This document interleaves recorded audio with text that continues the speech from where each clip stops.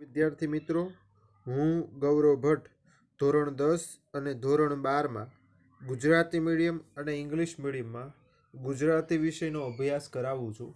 આજે ધોરણ 12 ગુજરાતી મીડિયમ માં 11મું કાવ્ય મેં સમજાવી દીધું હતું. એનું એક વખત રિવિઝન કરી એના પ્રશ્નો બાકી છે એ લખાવી દઉં અને આની સાથે પછી એક હું છે એ નાનું અમથું ડિસ્ક્રિપ્શન માગ્યા મુજબમાં પૂછાય એ અટેચ કરવાનો છું. તો એ પણ તમારે અભ્યાસ કરી નાખવાનો છે.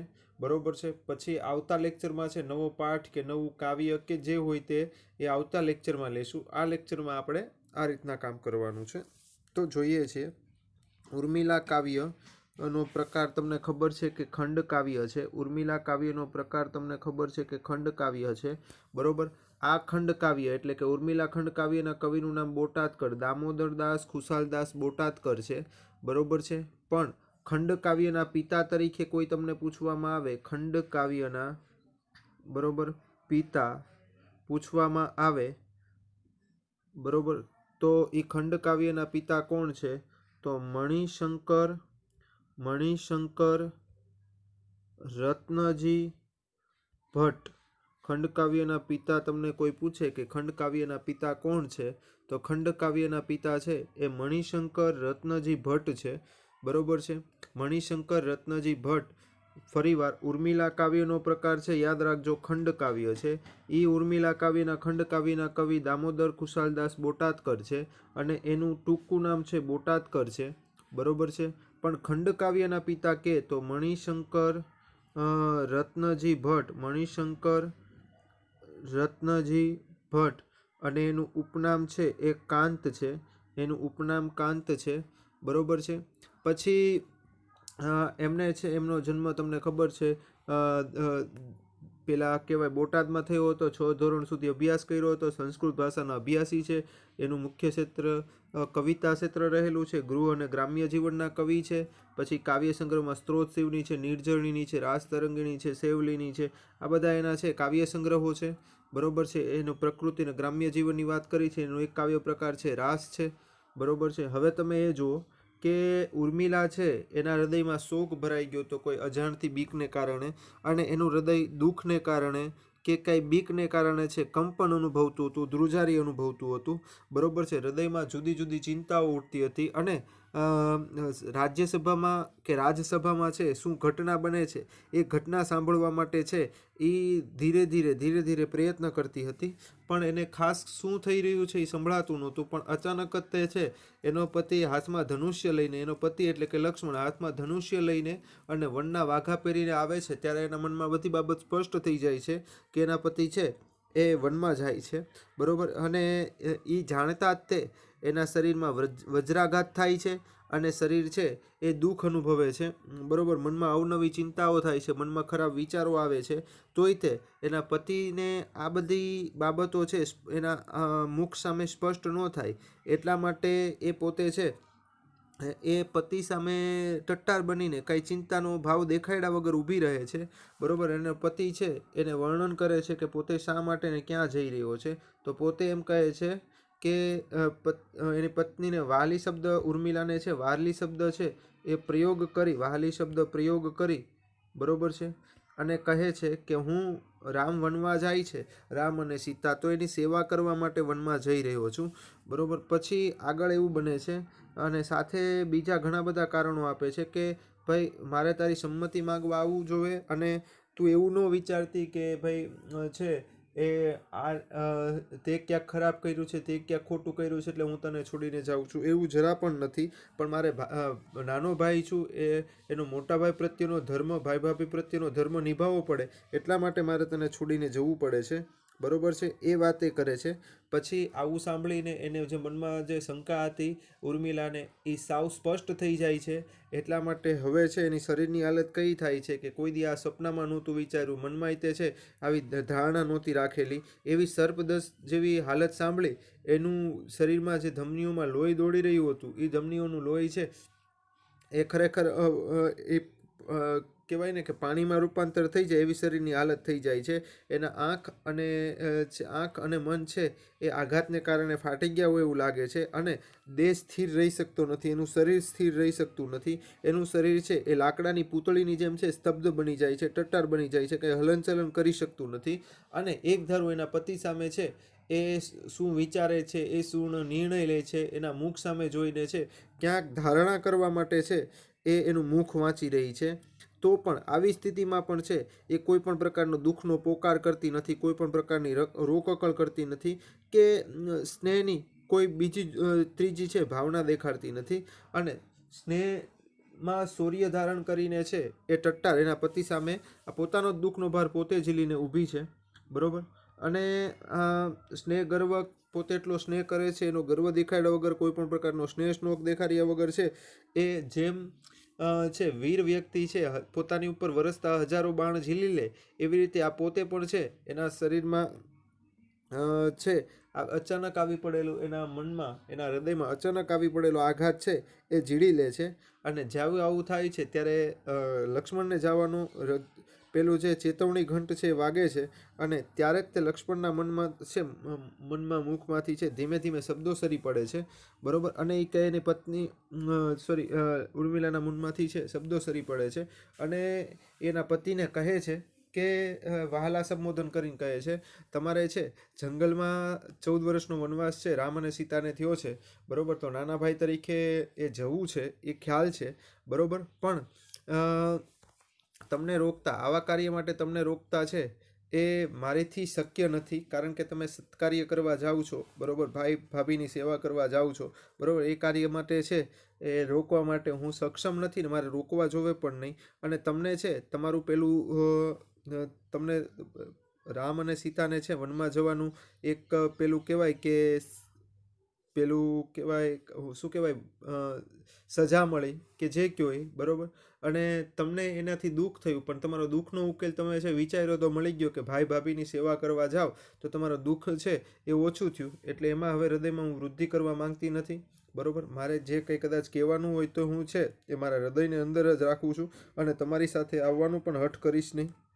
કારણ કે જો હું તમારી સાથે આવીશ તો ભાઈ ભાભીની જેટલી જ તે ચિંતા તમે મારી પણ કરશો, એટલે હું યોગ્ય ગણતું નથી. કારણ કે મારી ચિંતા ઓછી કરું તમારી સાથે આવીને તમારી ચિંતા વધારી દઉં, એવી પત્ની સાબિત થવા માંગતી નથી.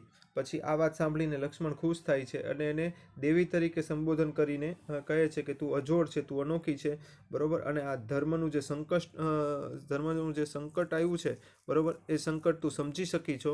અને તારી હૃદયમાં જે ચિંતા ઊભી થાય છે એ હું પણ સમજી શકું છું. પણ તે જે ભૂંડા નકામા ખરાબ વિલાપો નથી કર્યા એ બાબતે હું ખુશ છું. બરાબર છે. પછી આગળ કહે છે તું આવા નિર્ણય લઈ શકે છો એટલે સંસારના લોકોથી તું છે ક્યાંક દેવી જેવી જ છો.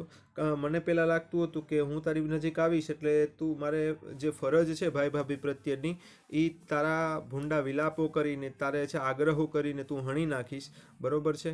અને તારી પાસે આવીશ અને તારી રજા માંગીશ તો તું ઘણા બધા વિઘ્ન નાખીશ. બરાબર. અને એમ નહીં કરતો હોય તે તું જેમ રામ સાથે સીતા આવે છે સીતાનું ઉદાહરણ આપીને તું પણ છે મારી સાથે છે આવવા માટે આગ્રહ કરીશ. બરાબર. પણ છે એ મનાવવા માટે મારે કોઈ ઉપાયો નહોતા સૂચતા, પણ તે છે એનો ઉપાય છે મને આપી દીધો છે એવું કહે છે. બરાબર. તો સાથે એમ પણ વાત થાય છે કે હૃદયનો ભાર ઉતારવા, બરાબર, અને હું તમારી સામે સતત જોતી રહું, તમને કુશળ જોતી રહું એટલે હું તો ખુશ થઈ જાઉં, પણ તમને મારું છે એ ખોટી ચિંતા રહે. બરાબર. એ બાબતને કારણે એવો હું સ્વાર્થ છે એ રાખવા માંગતી નહોતી. બરાબર. અને મારી ખરાબમાં ખરાબ ચિંતાઓ તમને સોંપવા પણ માંગતી નહોતી. એટલા માટે છે હું તમારી સાથે આવવા માટે કોઈ આગ્રહ કરીશ નહીં. બરાબર. આ રીતના છે એ બધી વાતો ઉર્મિલા કરે છે. પણ આટલી બહાદુરીની વાતો, આટલી આનંદની વાતો, આટલી બહાદુરીની વાતો, આટલી શૌર્યની વાતો કરે છે, પણ છેલ્લે જ્યારે પતિ છે પીઠ ફેરવે છે, બરાબર, પતિ જાય છે, ત્યારે એ પોતાના બધાય દુઃખને કારણે, બધી ચિંતાઓને કારણે શરીર નબળું પડી જાય છે. પોતે હવે પોતાની ઉપર છે અંકુશ રાખી શકતી નથી અને તરત જ જમીન ઉપર ઢળી પડે છે. બરાબર. આવું વર્ણન છે એ કાવ્યમાં કરેલું છે. બરાબર. હવે હું તમને થોડાક પ્રશ્નો લખાવું છું. બરાબર. એ પ્રશ્નો તમારા હોમવર્કમાં લખવાના છે. આ કાવ્યના પ્રશ્નો છે એ તમારા હોમવર્કમાં લખવાના છે. બરાબર, એમાં તમને કાંઈ છે કોઈ ડાઉટ હોય તો તમે મને ગમે ત્યારે પૂછી શકો છો. આ કાવ્ય આમ અગત્યનું છે એટલે એકાદ બે વખત વાંચી જજો. સહેલામાં સહેલું કાવ્ય છે. તમને છે એ કાવ્યમાંથી ઉર્મિલાનું પાત્રલેખનનો છે એ પ્રશ્ન તમારે વાંચી જવો. ઉર્મિલાનું પાત્રલેખન છે એ પ્રશ્ન તમારે વાંચી જવો. બરાબર, એ મોસ્ટ આઈએમપી તરીકે છે પૂછાવાની શક્યતા વધારે છે. બરાબર, તો હોમવર્ક હવે લખવાનું છે. લખો પહેલો પ્રશ્ન. હોમવર્ક લખાવું છું. પહેલો પ્રશ્ન લખો.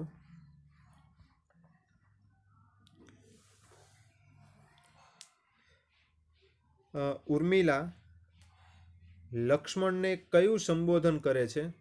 ઉર્મિલા લક્ષ્મણને કયું સંબોધન કરે છે? પછી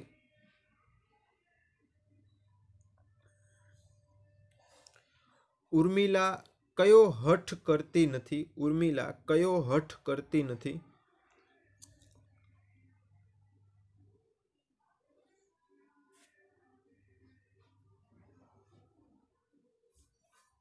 પછી ઉર્મિલા પતિને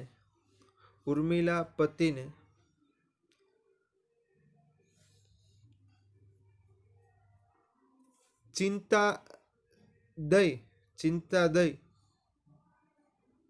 સંગી થવા કરતા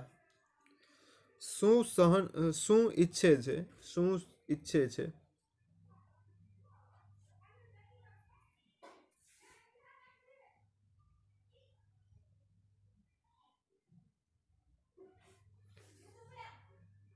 પછી ઉર્મિલાએ કેવા વિલાપો કર્યા નહીં? ઉર્મિલાએ કેવા વિલાપો કર્યા નહીં? પછી લક્ષ્મણ સુરાત્મજા કોને કહે છે? લક્ષ્મણ સુરાત્મજા કોને કહે છે?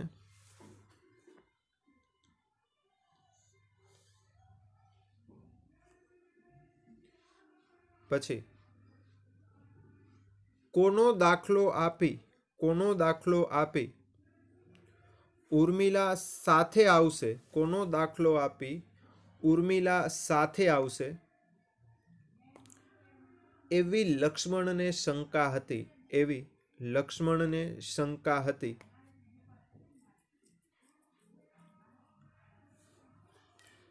પછી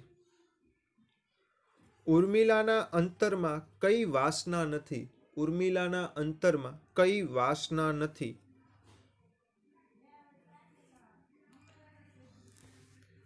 પછી ઉર્મિલાએ કેવી શાંતિ સાચવી છે? ઉર્મિલાએ કેવી શાંતિ સાચવી છે?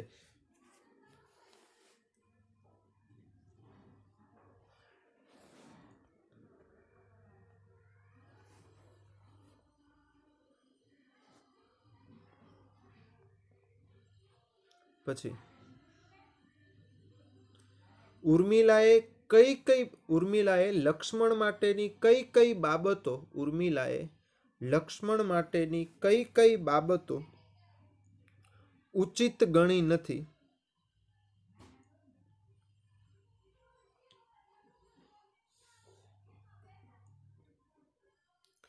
પછી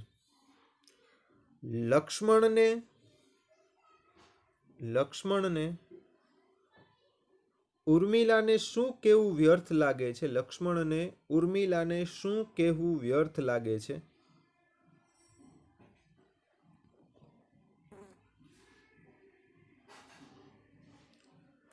લક્ષ્મણ શું જોઈને સ્વાસ્થ્ય સેવી શકે છે?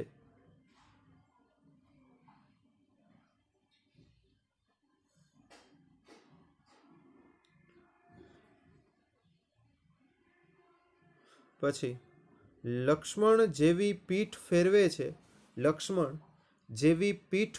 છે ત્યારે ઉર્મિલાનું શું થાય છે?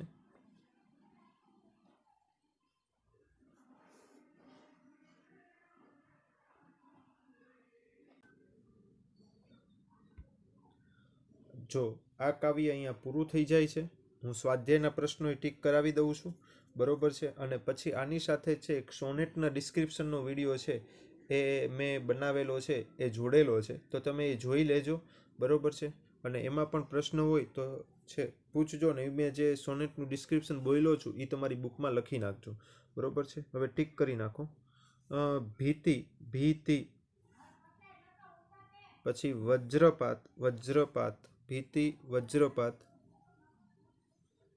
પછી રક્ત વારિત્વ પામતું, રક્ત વારિત્વ પામતું, પછી આપાદભાર, આપાદભાર,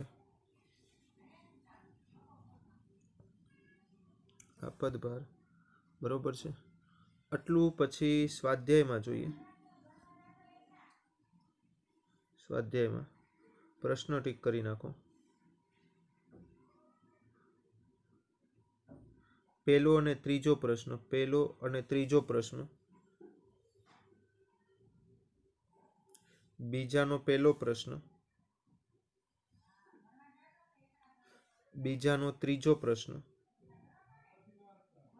પછી ત્રીજાનો પહેલો, મેં કીધું હતું ને પાત્રાલેખન કે ચરિત્ર લેખન બે એક જ થાય. પાત્રાલેખન કે ચરિત્ર લેખન બે એક જ થશે, બરોબર. આ રીતના છે તમારે તૈયારી કરવાની છે. મેં તમને ટીક કરાવી નાખ્યા છે. હવે એ જે વિડીયો છે સોનેટનું ડિસ્ક્રિપ્શન છે એ જોઈ લો અને તમારી બુકમાં લખી નાખો.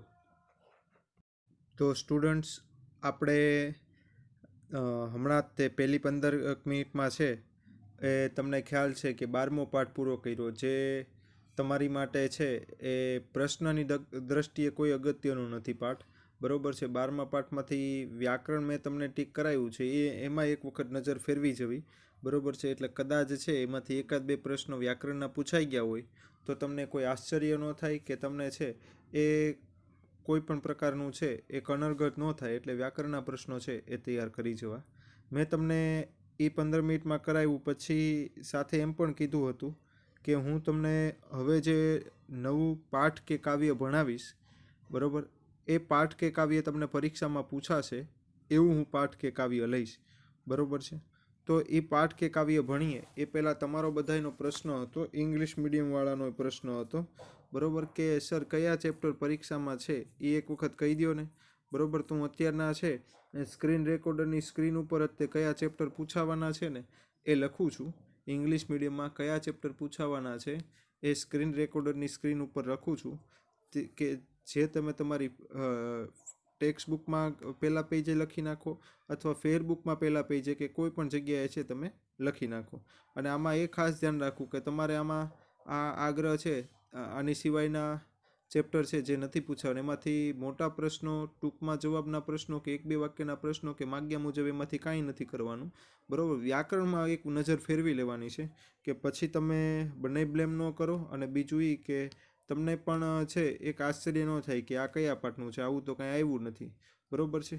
એટલા માટે તમે છે એ ખાલી વ્યાકરણ ઉપર ધ્યાન આપજો. બાકી ટૂંકમાં જ પ્રશ્નો છે, બરોબર છે, કે બીજા કોઈ પ્રશ્નો તમે છે આમાંથી તૈયાર ન કરતા, બરોબર છે.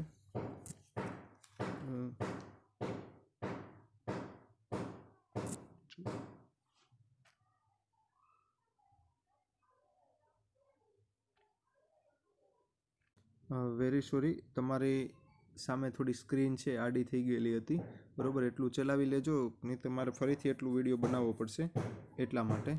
તો હવે છે એ આપણે કયા ચેપ્ટર પૂછાવાના છે એ હું તમને કહી દઉં. તો તમારી સામે છે એ ખરેખર ચેપ્ટર કયા છે એ હું તમને કહી દઉં. તો 1, 2, 3, 4, 5, 6, 7, 8, 10, 11, 13, 14, 17 અને 21 આટલા ચેપ્ટર છે. કયા ચેપ્ટર છે ફરીવાર હું લખું છું. 1, 2, 3, 4, 5, 6, 7, 8, 10, 11, 13, 14, 17 અને 21 ચેપ્ટર છે એ પરીક્ષામાં છે. આની સિવાયના ચેપ્ટર છે એ પરીક્ષામાં નથી, बरोबर है। 1 है, 2 है, 3 है, 4 है, 5 है, 6 है, 7 है, 8 है, 10 है, 11 है, 13 है, 14 है, 17 है અને 21 છે। બરોબર। આની સિવાયના કોઈ ચેપ્ટર પરીક્ષામાં છે નહીં। જેમાંથી શું નથી પૂછાવાનું? તો જેમાંથી માગ્યા મુજબ નહીં પૂછાય, બરોબર છે, મોટા પ્રશ્નો નહીં પૂછાય, ટૂંકમાં જવાબના પ્રશ્નો નહીં પૂછાય ને 1-2 વાક્યમાં નહીં પૂછાય। આટલું તો પરીક્ષામાં ડેફિનેટલી છે। જે ચેપ્ટર નથી પૂછાવાના એમાંથી નથી પૂછાવાનું, બરોબર છે। એટલે એટલી તૈયારી તમારે ન કરવી, બાકીના છે એ તમે તૈયારી કરી શકો। તો હવે આપણે આ કાવ્ય જે છે, બરોબર છે, વતનનો તલસાટ, રમણીક અરાલવાળાનું કાવ્ય છે। એ રમણીક અરાલવાળાનું કાવ્ય ભણીએ, બરોબર। એ પહેલાં મારે તમને છે ને આની થોડી ઘણી બીજી વિગતો કહેવી છે, બરોબર। કે આ કાવ્યનો પ્રકાર છે ને સોનેટ છે। આ કાવ્યનો પ્રકાર છે એ સોનેટ છે, બરોબર। કાવ્યનો પ્રકાર સોનેટ છે, બાજુમાં લખતા જ જજો। આ કાવ્યનો પ્રકાર સોનેટ છે, બરોબર। સોનેટ એટલે 14 પંક્તિનું કાવ્ય, 14 પંક્તિનું કાવ્ય એને સોનેટ કહેવાય। સોનેટ એટલે શું? તો 14 પંક્તિનું કાવ્ય એને સોનેટ કહેવાય, બરોબર।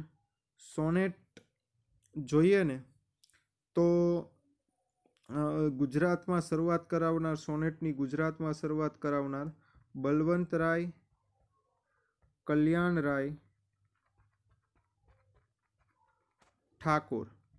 સોનેટની ગુજરાતમાં શરૂઆત કરાવનાર બલવંતરાય કલ્યાણરાય ઠાકોર। એનું ઉપનામ છે સેહની, એનું ઉપનામ છે સેહની, બરોબર છે। બલવંતરાય કલ્યાણરાય ઠાકોર, જેનું ઉપનામ છે સેહની। હું ફરીવાર આટલું કહી દઉં, આમ તો સોનેટ મૂળ ઇટાલીનું છે, બરોબર। એમાંથી ભારત આવ્યું બલવંતરાય કલ્યાણરાય ઠાકોર દ્વારા। સોનેટ એટલે શું? તો સોનેટ એટલે 14 પંક્તિનો કાવ્ય સમૂહ, 14 પંક્તિનો કાવ્ય સમૂહ, બરોબર। કે જેમાં છેલ્લી 2 પંક્તિમાં છે ને કે ચમત્કૃતિ હોય ક્યાંક, બરોબર, ક્યાંક નવીન વાત 12 પંક્તિમાં કરી હોય ને એની સિવાય છેલ્લી 2 પંક્તિમાં ક્યાંક બીજી વાત કરી હોય, બરોબર। એવો કાવ્ય સમૂહ એને શું કહેવાય? તો કે સોનેટ કહેવાય, બરોબર। સોનેટ છે, બરોબર, એ ગુજરાતમાં લાવનાર મેં તમને પહેલાંય કીધું બલવંતરાય કલ્યાણરાય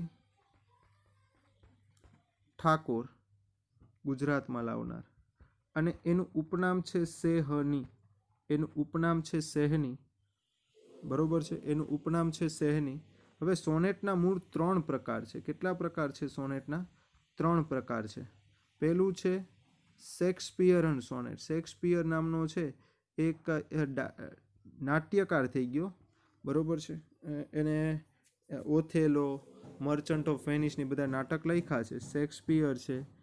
પેટ્રાર્કન સોનેટ કે પેટ્રાર્કશાહી સોનેટ કહેવાય, બરોબર।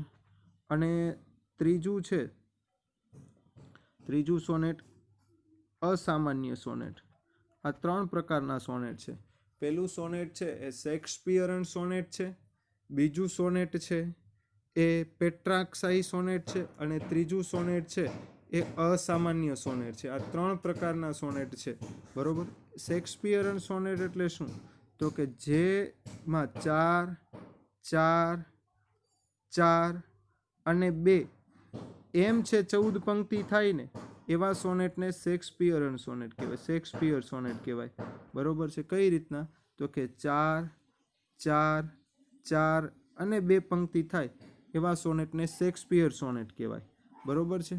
બીજું સોનેટ છે પેટ્રાર્કશાહી, 8 + 6 પંક્તિ થાય એને કયું સોનેટ કહેવાય? તો પેટ્રાર્કશાહી સોનેટ કહેવાય। કયું સોનેટ કહેવાય? તો કે પેટ્રાર્કશાહી। કઈ રીતના પંક્તિ થાય? 8 + 6 એને છે એ પેટ્રાર્કશાહી સોનેટ કહેવાય, બરોબર। અને અસામાન્ય સોનેટ એટલે શું? અસામાન્ય સોનેટ એટલે શું? તો કે આવી કોઈ પંક્તિના પેટર્નમાં ન આવે, સીધી 14 પંક્તિ આવે, એને કયું સોનેટ કહેવાય? તો કે અસામાન્ય સોનેટ કહેવાય। કયું સોનેટ કહેવાશે? તો કે અસામાન્ય સોનેટ કહેવાશે, બરોબર। સોનેટની ફરીવાર રિવાઇઝ કરી દઉં અને આટલું લખી નાખો। સોનેટ પહેલાં લખો, સોનેટ એટલે શું, બરોબર, થિયરિકલ લખી નાખો, માગ્યા મુજબમાં પૂછાય। સોનેટ એટલે શું? સોનેટ એટલે શું? એનો જવાબ લખો. 14 પંક્તિનો કાવ્ય સમૂહ, 14 પંક્તિનો કાવ્ય સમૂહ તેને સોનેટ કહેવાય. 14 પંક્તિનો કાવ્ય સમૂહ તેને સોનેટ કહેવાય. બરોબર છે. પછી અને એમાં આગળ લખી નાખો. હજી તેની છેલ્લી બે પંક્તિમાં ચમત્કૃતિ સાધેલી હોય, તેની છેલ્લી બે પંક્તિમાં ચમત્કૃતિ સાધેલી હોય. પછી બીજો પ્રશ્ન લખો. સોનેટને ગુજરાતમાં લાવનાર કવિ કે લેખકનું નામ જણાવો. સોનેટને ગુજરાતમાં લાવનાર કવિ કે લેખકનું નામ જણાવો.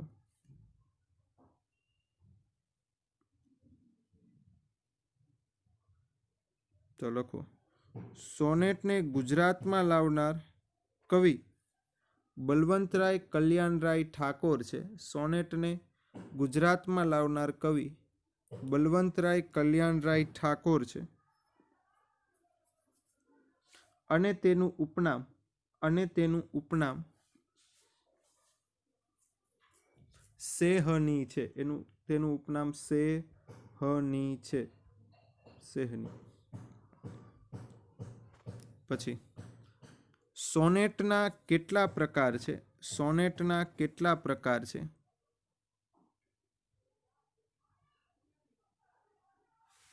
લખો. સોનેટના 3 પ્રકાર છે. સોનેટના 3 પ્રકાર છે.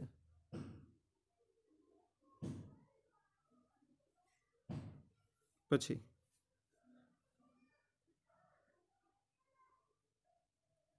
સોનેટના 3 પ્રકારના નામ લખો. સોનેટના 3 પ્રકારના નામ લખો. પહેલું શેક્સપિયરન સોનેટ. શેક્સપિયરન સોનેટ. બરોબર. બીજું પેટ્રાંકન કે પેટ્રાકશાહી સોનેટ. પેટ્રાકશાહી સોનેટ કે પેટ્રાંકન સોનેટ. અને ત્રીજું અસામાન્ય સોનેટ. ત્રીજું અસામાન્ય સોનેટ.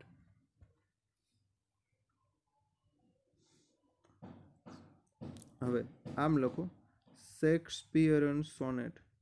શેક્સપિયરન સોનેટ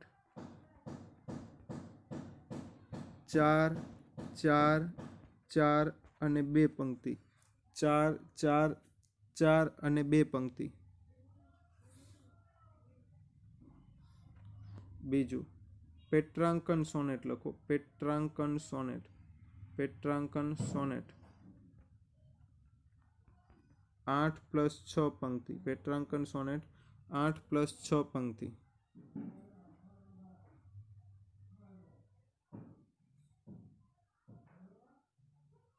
અને અસામાન્ય સોનેટ.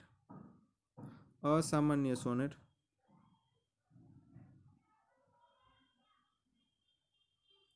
ફક્ત 14 પંક્તિ, કોઈ પેટન્ટ નહીં. ફક્ત 14 પંક્તિ, કોઈ પેટન્ટ નહીં. તો અહીંયા છે એ આપણે આજનો લેક્ચર પૂરો કરીએ છીએ. બરોબર છે. Thank you very much.